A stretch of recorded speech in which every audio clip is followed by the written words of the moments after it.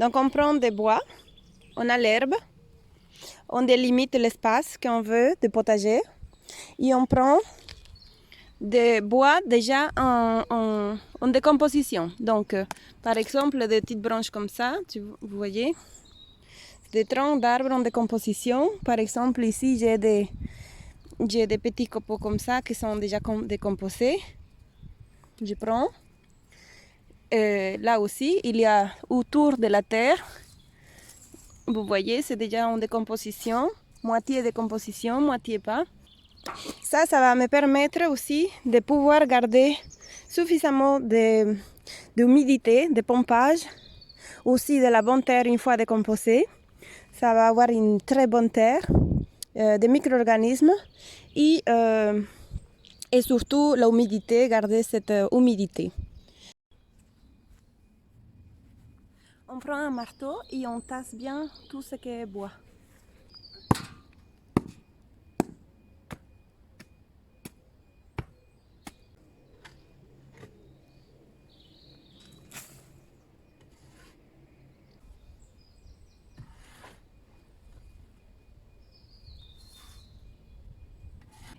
Donc on met d'abord les bois décomposés, un peu de semi-composés, on met aussi les écorces, on met aussi des petits morceaux, des grands morceaux, enfin on met tout. Et on met de la terre d'en bas, du bois. Puis,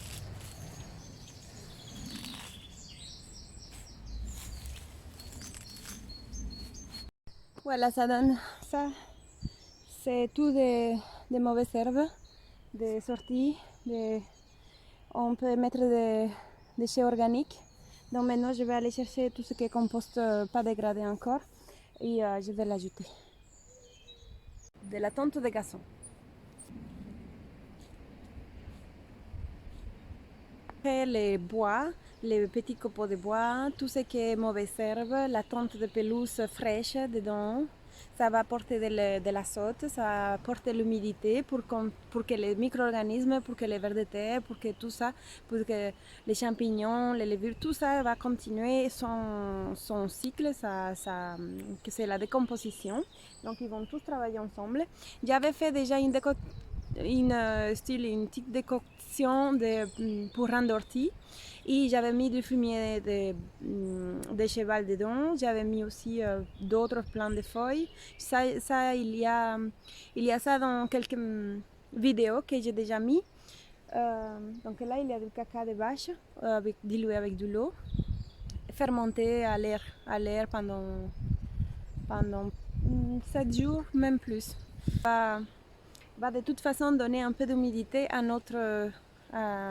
tout ça ici. Avec les feuilles et tout.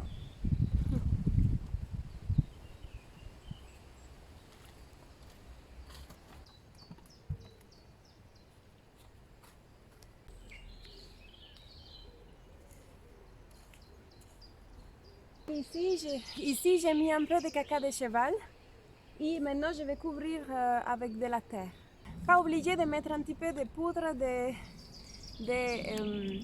de briques rouges qui va donner du fer. Il y a déjà naturellement dans la terre, mais on va un petit peu proportionner.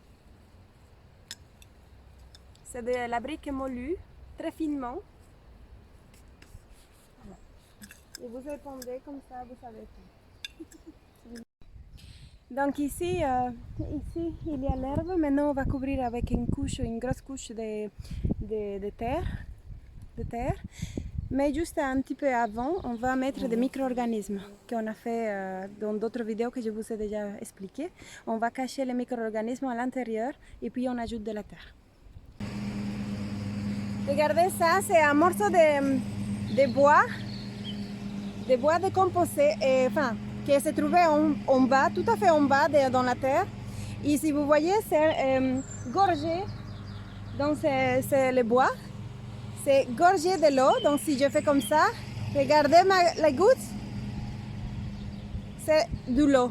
Enfin, c'est comme gélatineux, comme ça, c'est un peu, voilà. C'est des bois tout à fait mouillés. Regardez les gouttes. Vous voyez les gouttes? Donc ça retient bien l'eau des bois, des morceaux de bois en décomposition totale. Si je les... Regardez. Vous voyez? Vous voyez les veines et tout ça, c'est de la terre. Tout ça allait devenir terre. Voilà. Donc là, on a mis une grosse brouette comme ça, comme celle-ci. À mon avis, il doit y avoir 4 brouettes normales.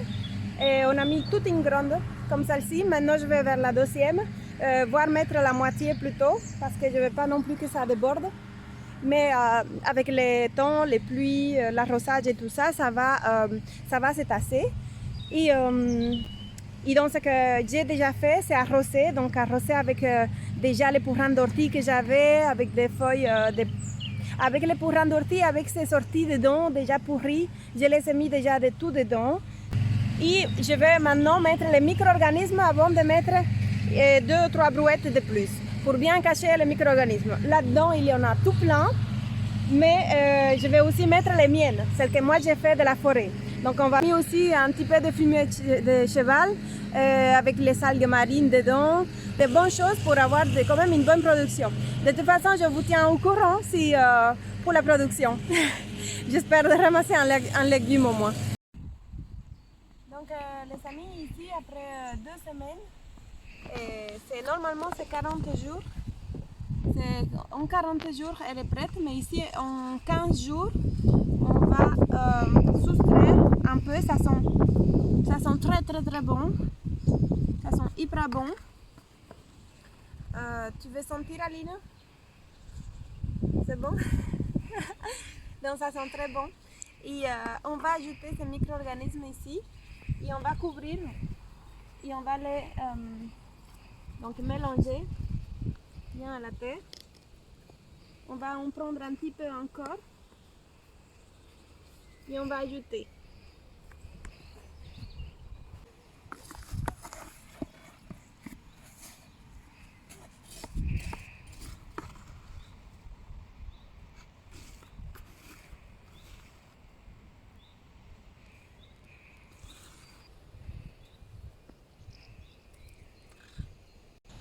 Donc ici, ce sont les micro-organismes de montagne.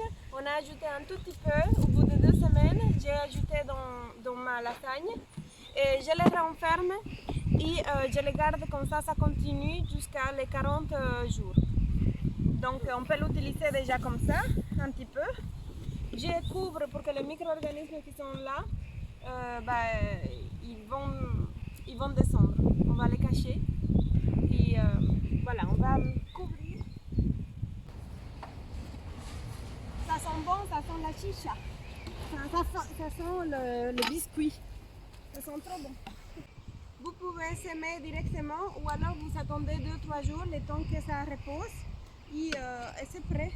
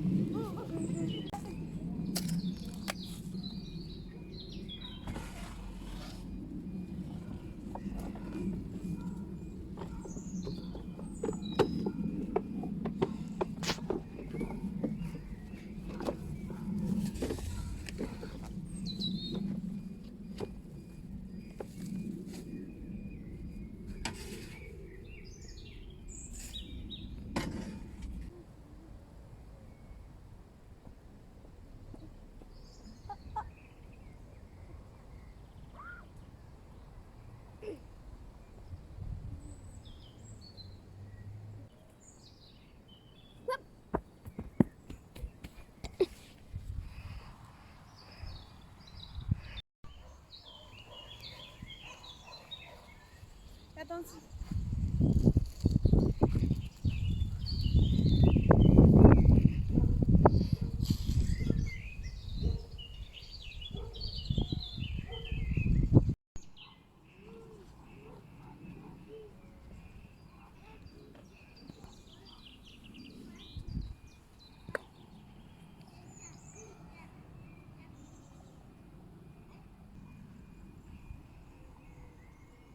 Et voilà, je vous montre comment c'est fini. Comme ça. Donc là, j'ai planté des aubergines et du basilic et des oeillettes d'Inde. Voilà, c'est comme ça. Voilà. Et il n'y a pas de problème. Merci à tous et à la prochaine.